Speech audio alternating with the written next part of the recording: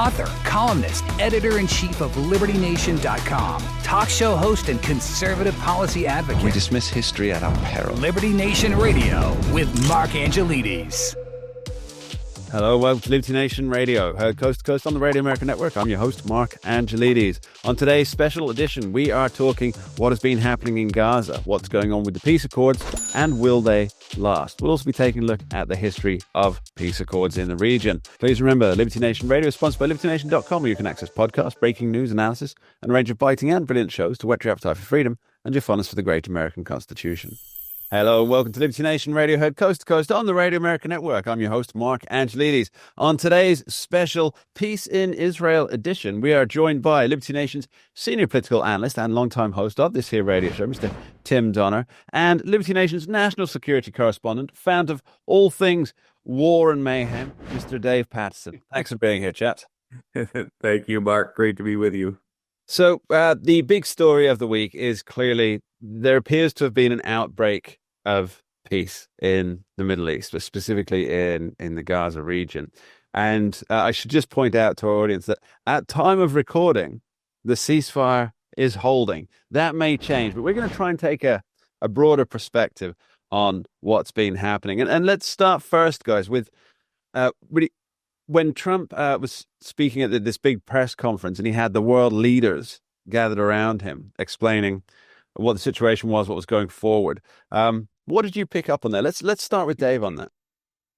Well, what I picked up on is that there was this mass of humanity that stood behind him, and the fact that there were so many different equities present. I mean, you had Sharif from Pakistan, and you had the Indonesian prime minister or president, and you had this wide variety of international notaries, and oh my gosh, who would have guessed that many people and that many people of influence throughout the world could be gathered in such a short period of time to show their support for the Trump peace program.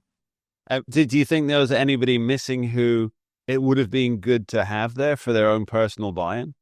At first I thought, Netanyahu passed on it because he has this holiday coming up and his plate is pretty full. Got to play some golf, right? Right, but perhaps that might have been an ad that you'd like to have seen, but it wasn't didn't in any way take away from the importance of that meeting and those people behind Trump. Absolutely. Tim, your takes on it? Well, first of all, the reason really that Netanyahu didn't come is because there was at least one participant who said, if Netanyahu shows up, I won't. So Netanyahu said, look, they had their ceremony in Israel. It wasn't necessary for him to show up in Egypt. But I think you could make the point or the argument that the most important single person who attended this was Mahmoud Abbas, the head of the Palestinian Authority. Because if you get the buy-in, the consent of the Palestinian Authority, that pretty much all but assures that this deal is going to hold, especially since Hamas has now given up its last bit of leverage, which is the 20 remaining live hostages. Now, they haven't yet, as of this moment, they have not released all of the bodies of the deceased hostages. But I think the point is that seeing this huge international gathering, first of all, it's unbelievably impressive that Trump could get this many significant world leaders into a single spot in the space of 2 or 3 days. But everybody wanted in on this. Everybody wanted to show their support, and that shows how big a deal this is. Everybody wanted their name attached to it. And so it was an extraordinary scene, one that Dave and I have lived a few years, and I think it's safe to say neither of us has seen anything like it. No, I would agree. I mean, it was truly special in terms of international groupthink. I was just amazed at how many people were there from the different locations around the world. Yeah, I may be seeming a little bit skeptical here, chaps, but it seems to me that the people who were there, yes, it was a fantastic feat of organization, just in terms of logistics, to get that many people there safely, because obviously you can't announce these things too far in advance, because what if the hostages hadn't been released on Monday morning, Israel time? So this whole thing wouldn't have happened. So it was under wraps, trying to get people there. It's a massive logistical project that I mean, I'd actually love to have been a fly on the wall in the planning sessions for that. But I think there was an impetus on the people who weren't Donald Trump to get there, to be in the frame on it, because it's a good look for them, whether they were deeply involved, tangentially involved, or not involved really at all, other than saying I don't know, something like they support in the future at some unspecified time Palestinian statehood. They wanted to be in the picture. They wanted to be in the video where Trump has potentially brokered a deal for long-lasting peace in the region. And it seems a little bit self-serving to me. Or am I just a cynic? What do you think, Dave? I think that there's another dynamic here that we need to talk about that's probably equally important, perhaps more, and that as you looked at that crowd, that's where all the money is. That's where the money is going to come from to reconstruct Gaza. And at one point, President Trump asked the media to leave because he was going to talk to these people one on many. And I think that at that point, that's where he put the screws to them, saying, this cannot go on without your help. And yeah, it's fascinating. By the way, I love the way that you seem to think that they individually have money, and it's not just poor schlub taxpayers who will be rebuilding Gaza courtesy. Well, there's a little bit of both, probably. Sure. I think that what Trump likely said as the deal maker extraordinaire is, okay, you want in on this deal, you want the photo op, you want to take the part of the credit for this, then you're going to have to pony up. And probably, I mean, Trump's style is to say that, once these promises are made, if some of them aren't kept, you can pretty much expect that he's going to call out the countries that don't participate, if there are any, publicly. That doesn't sound like Donald Trump. Oh, yes. He's been known to do that on more than one occasion. Yeah, so the estimates, I think Trump's estimate is 50 to 80 billion, which, is a lot of, that's a lot of taxpayer donations, but at the same time, divided amongst the countries, it's not as much as probably each individual country is spending on aid to Gaza or for weaponry supplies to Israel, things like that. So it might actually work out to be fiscally, I hate to say, it might work out to be a good deal for them to be involved fiscally in terms of the profit and loss sheet. Yeah. Does that make sense? Yes. On the other hand, you think 50 to 80 billion, that sounds a lot, but it's less than the United It's a good lunch. It's a nice lunch at a good restaurant. But the fact is that, the United States has spent more, probably twice that in Ukraine. The EU nations have spent much more than that in Ukraine. And so as a matter of comparisons, I mean, 80 billion, and I think the 80 billion is a low ball figure. It's probably three times that. But it's a start. And Trump has been very clear that money is going to come from them, not from us. Yeah. Do you think there'll be what are they called? PPPs, public-private partnerships? Yeah, does you think like that we an Elon to it? Absolutely. I mean, that's a very good way to spread the obligation and the and also the accountability for getting stuff done. Now, I think a lot of people would be worried if that were the route that it's going to take, and it probably is the route that it's going to take, that there'd be some efforts at what you might call, what we might have called in the late 90s nation building going on there. Even though obviously a nation does need to be built there if this whole thing is to work, but that'd be nation building under the banners of private corporations. What do you think that's an overblown worry, Tim? Well, the last time I really heard the expression nation building was when George W. Bush was running for president in 2000 and said, we're not going to get involved in nation building. And then after 9/11, that's exactly what he did in Iraq. And it turned out to be a disaster. Yeah. But nation building is, this time you're really somewhat like Iraq, building a nation from scratch, or you're building an area, the Gaza Strip from scratch, because it's all been leveled, decimated. There's few signs of life or usable facilities anywhere in Gaza. So, I personally thought that Trump's plan to turn the Gaza Strip into this beautiful resort area with all of its access to beaches, swimming. You could build resorts there.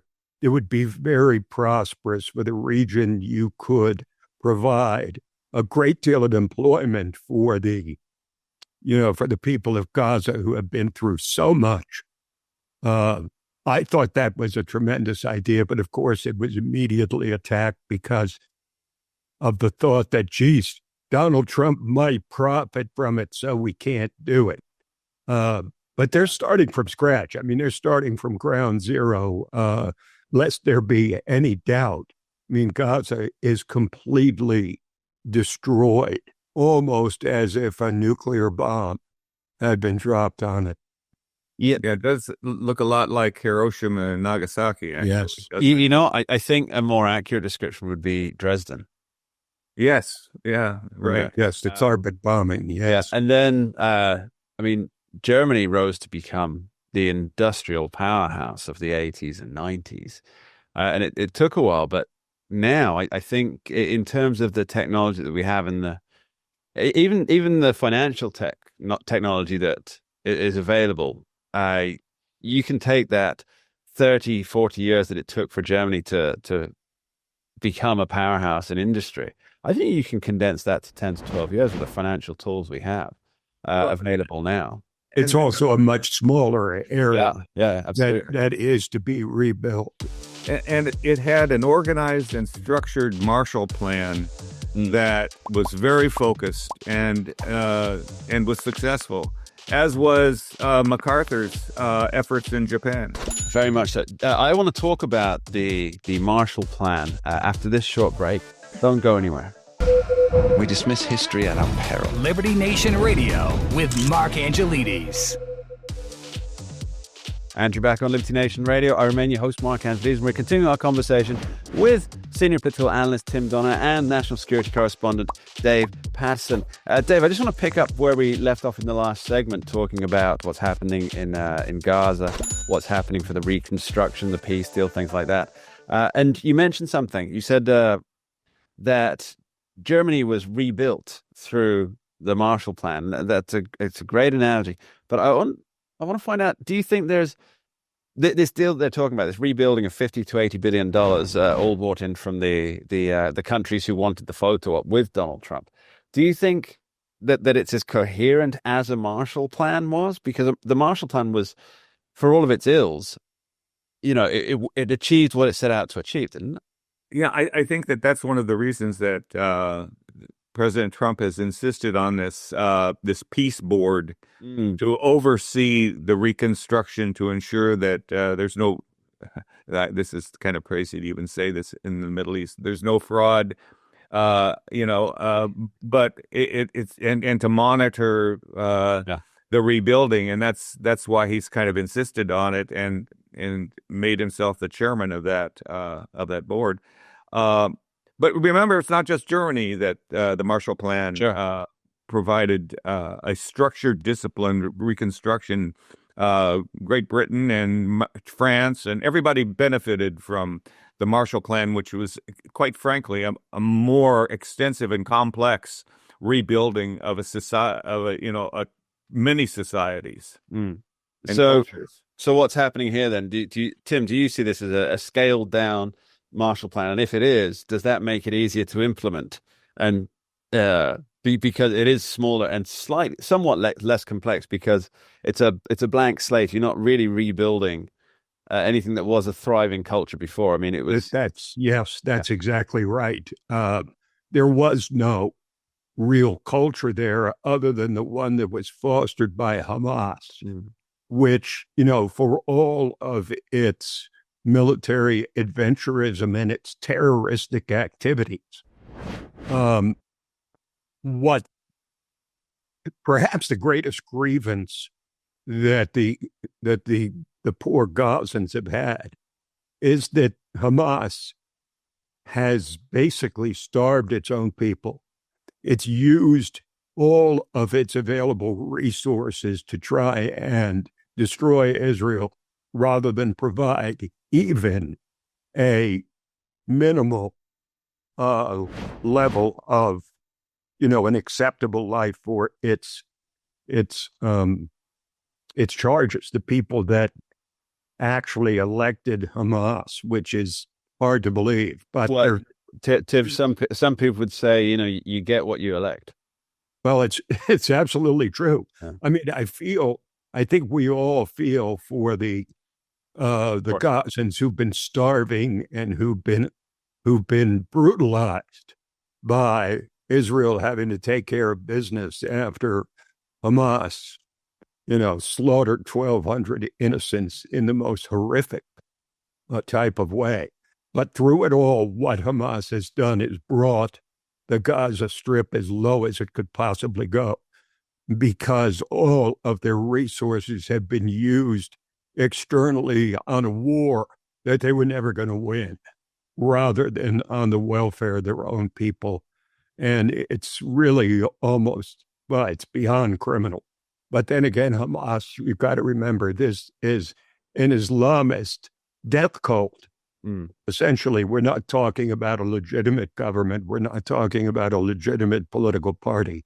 It is and always has been a death cult whose singular objective is to destroy Israel by essentially killing every Jew they possibly could.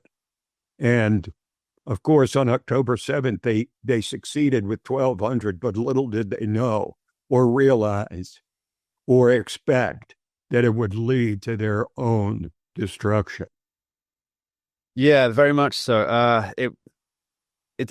I think they relied too much on outside support because they'd seen college campuses. I mean, obviously not to the scale till after October the 7th, but they'd seen college campuses support. They'd seen people in the liberal media support the poor Gazans. They didn't realize that kind of support was actually just emboldening Hamas to essentially double down on what it had planned anyway, which, as you point out, is the destruction of Israel and the murder of Jewish people. All right, we're going to be back discussing what future, if any, Hamas has going forward after this short break. Don't go anywhere. We dismiss history at our peril. Liberty Nation Radio with Mark Angelides. And you're back on Liberty Nation Radio, heard coast to coast on the Radio America Network. I remain your host, Mark Angelides, and we continue our long-form conversation with Liberty Nation's senior political analyst and longtime host of this here radio show, Mr. Tim Donner, and Liberty Nation's national security correspondent, the fount of all knowledge when it comes to warfare, Pentagon, and anything pretty much to do with geopolitical affairs, Mr. Dave Patterson. Thanks for sticking around, guys. Now, earlier in the show, we were talking, first of all, we were talking about the Trump-Gaza peace deal, the beginnings of that, the press conference. And then we discussed essentially what would be a miniaturized Marshall Plan for Gaza going forward. Now, this all, of course, depends on if the peace deal holds. At the time of recording, ladies and gentlemen at home there, the peace deal is in effect, and there hasn't been a breaking of it on either side. And of course, this is As Jack Nicholson might say at the end of Chinatown, this is Gaza, or this is the Middle East, and things can change. And as a minute flips to another minute, it can change.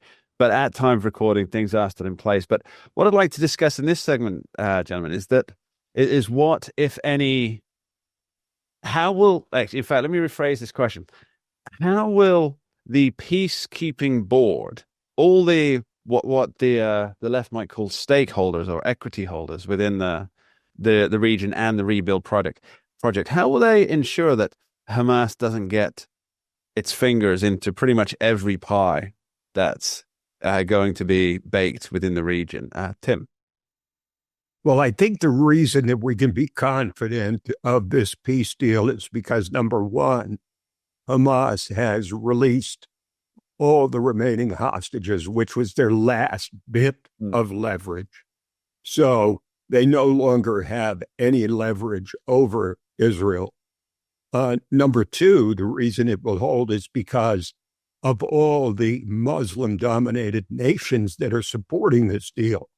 Let's not forget, it isn't just Israel for whom Hamas has been a thorn in the side. Hamas has been something that has really roiled other Arab nations who are being partially held responsible for what Hamas did. It's been an embarrassment, and it's been a terrible thing for the rest of the Arab world that wants basically to have stability and peace in the region. I think it's important to point out that the only way this deal could have happened was because of the Abraham Accords that brought in 4 separate Middle Eastern Arab nations into trade agreements and diplomatic recognition of Israel. If that hadn't happened, if Trump had not gotten the ball rolling in his first term, and it's really Jared Kushner who deserves the credit for it, Trump's son-in-law, who pretty much did the hardcore negotiating, and Trump hopes to get Saudi Arabia, maybe post-Assad Syria and others into the Abraham Accords.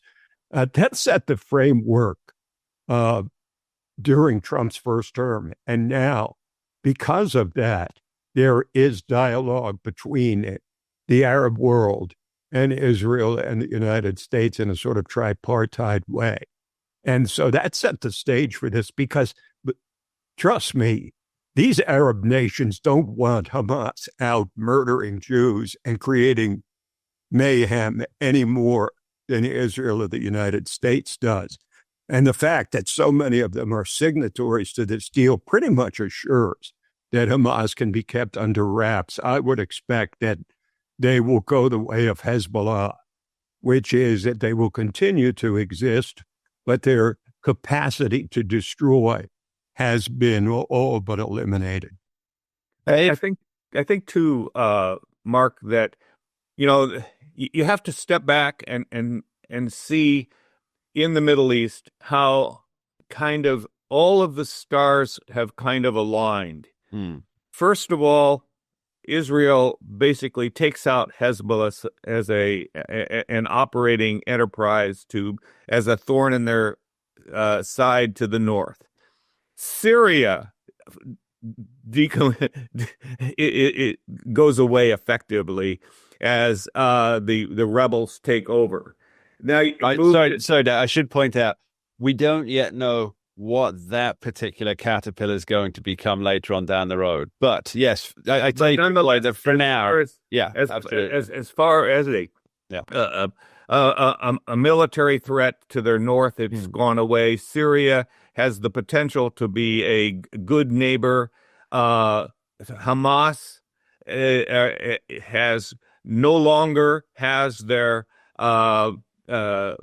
the keeper of their money and arms in Iran.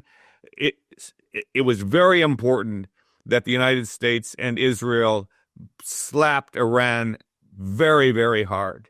And so it's not likely that Iran is going to be as great a threat to not only Israel, but to their neighbors as they have been in the past.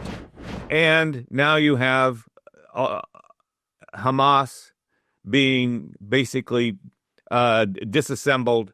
And so you have and you have President Trump, who is a force to be reckoned with. And it has all happened. And so the consequence of these various environmental happenings is that Hamas no longer has any support in terms of its neighbors and the money is gone. So they're going to have a very difficult time reconstituting anything that looks like the threat that it once was. Yeah, I think once the purse strings were cut, and once, as you point out, Iran, I think that was absolutely key, wasn't it? Because Iran could saber rattle, Iran could raise the heckles of all of its neighbors, including the US. Obviously, not that it's a neighbor to the US, but it could raise the threat warning just with a wild statement. But now there was almost no response really to Donald Trump's plan to take out the nuclear facilities, because they realized that they couldn't enact a response without getting, I'm not going to use the language, but ending up in a bad situation. So with that, I wonder if many of the terror networks, because Iran's was at least one of the main sponsors of terrorism around the world, I wonder if other terror networks will be weakened because of what's happened to Iran. Tim? Well, I think they will Okay. in terms of Iran's support for them, obviously. And Iran was really, really reduced in its capability to do anything during the 12-day war. And they took out all their intermediate ballistic missiles. They took out their air defense, and one strike was on one of their oil facilities. I think that was just as a reminder that they could take them all out and without too much of a problem. But the thing of it is that all of these things have combined to make what I believe will be a more lasting peace than there has been in the past, because in the past it's always been Israel v. Israel v. the PLA. Israel. Today you have the pretty much the Western world in favor of this, as well as most of the Arab nations. So this has the potential of being a lasting peace, as lasting as anything lasts. Of course. I'm reminded of I won't say it now, but the poem Ozymandias by Shelley, and about how the futility of thinking that things last for indefinitely. Tim, do you think this has legs? Well, I think it.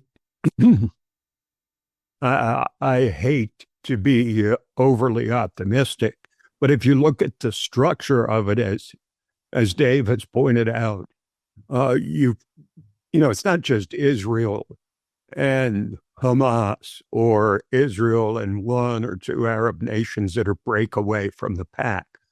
I mean, this is, I said before that Hamas has been really a thorn in the side of its Arab so-called allies who putatively support it because they're not going to condemn, some of them supposedly on their own side.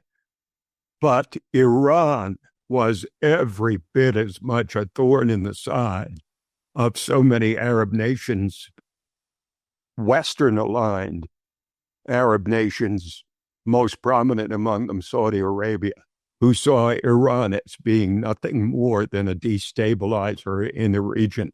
And don't kid yourself, most of these Arab countries were jumping for joy when Trump sent his bunker busters into Iran to obliterate the Ayatollah's nuclear capabilities, which, depending on how you who you believe, it's either years or decades before they can rebuild that. And I think it's highly unlikely that they can build it to what it was before.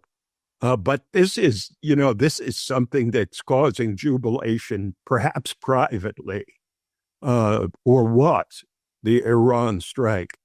was causing jubilation privately among other Middle Eastern nations that actually want to live in peace and prosperity. Very Mark, much so. Dave. I think that there's something else that is interesting about this, and that is who is missing from all of this. China. Well, China is not Jungle. part of this at all.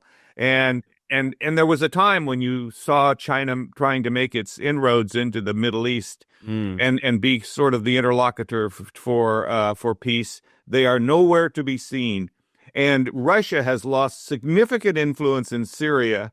So, the upside to all of this is that China has, by its absence, lost purchase in the Middle East as well as has Russia.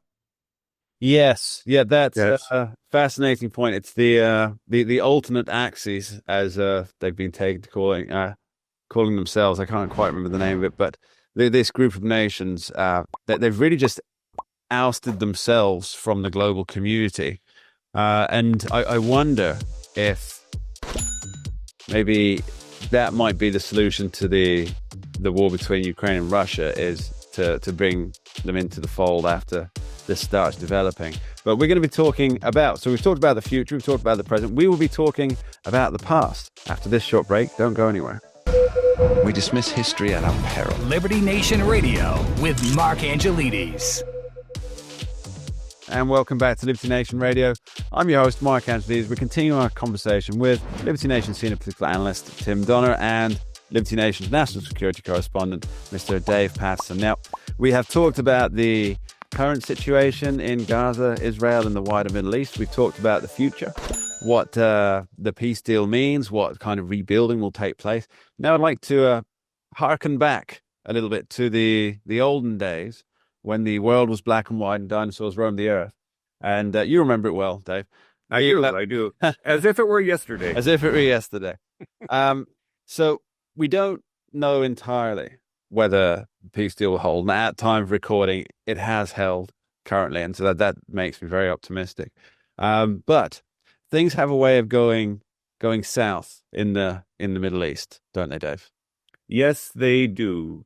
And, you look at the past attempts at bringing a lasting peace, and for a variety of different reasons, and a lot of them have to do with the personalities involved. You had, the 1979 Camp David Accords that Jimmy Carter brokered in an attempt to bring peace to the region. It did bring a lasting peace, I might add, between Israel and Egypt, but I think the $3 billion a year to each one of them had a lot to do with that.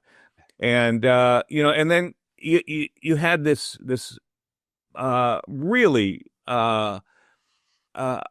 important landmark accord, the Oslo Accords, which could have brought peace back in 1993, but the PLO leader, Yasser Arafat, managed to screw that one up, and it stalled, and violence ensued in the West Bank, and it brought out the famous quotation about Yasser Arafat, in that he never lost an opportunity to lose an opportunity. And I think that at each juncture in the past, there has been this optimism that the parties could come together. But as I mentioned in an earlier segment, the stars weren't aligned. You didn't have the atmosphere that you have today, and with everyone pursuing their own interests, I might add, but those interests combine to make a peace look more, the peace potential being greater today than it has been in the past. And Tim, what's your long shot take on this? Well, I think I was one of many who believed, after the efforts of Bill Clinton in the waning days of his second term, where he threw everything into trying to get an agreement between Israel and Yasser Arafat and the Palestinians. And the reason that I lost all hope after that was because Arafat came into those negotiations with Ehud Barak, the prime minister of Israel, with a certain number of demands, which seemed to be over the top. Little did he realize that Clinton and Barak would accede to those demands and actually offer more than Arafat had even initially demanded. And Arafat, nevertheless, turned down the deal. And that said to me and most people who were observing that Yasser Arafat and the pro-Palestinian forces, shall we say, were far more interested in the issue that they could complain about to the world than they were in settling it. So after that, the position I thought was reasonable that there's never going to be peace between the Palestinians and the Israelis because the Palestinians don't really want it.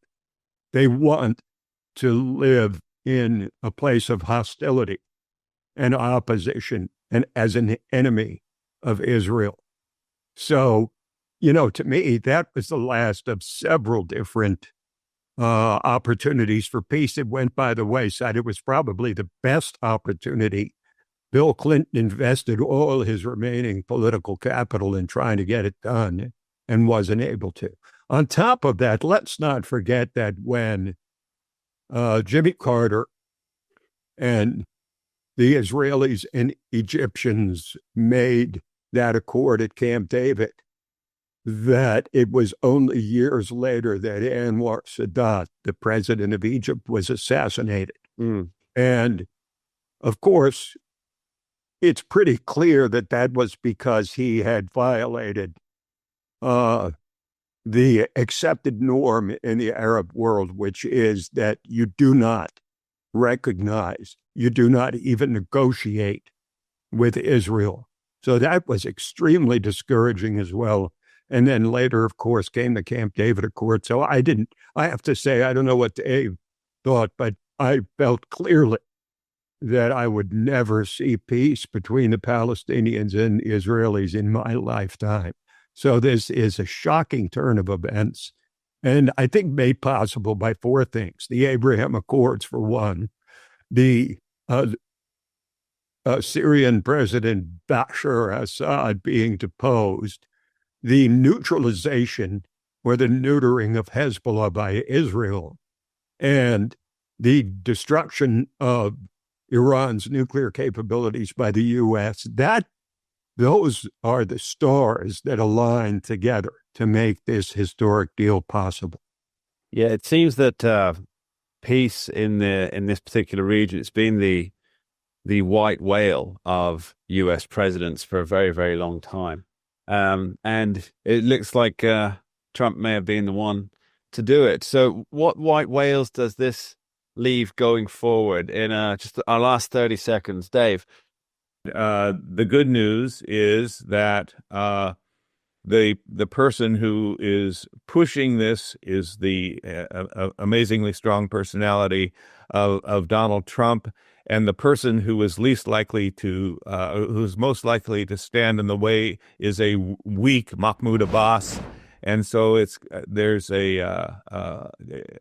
Trump will be overpowering in that one-on-one, but Abbas is going to be important, and so he's got to come along. But the challenge is to start and have a structured, disciplined way of bringing the Gaza Strip back to life. Dave Patterson and Tim Donner, thank you both very much for being here. Thank you, Mark. And that's all we have time for on this week's edition of Liberty Nation Radio. I've been your host, Mark Angelides. I'd like to thank our guests, Tim Donner and Dave Patterson. Of course, thank you, the listeners at home, for taking the time each week to tune in and join us. Please remember, Liberty Nation does not endorse campaigns, candidates, nor legislation, and this presentation is no endorsement. We dismiss history at our peril. Liberty Nation Radio with Mark Angelides.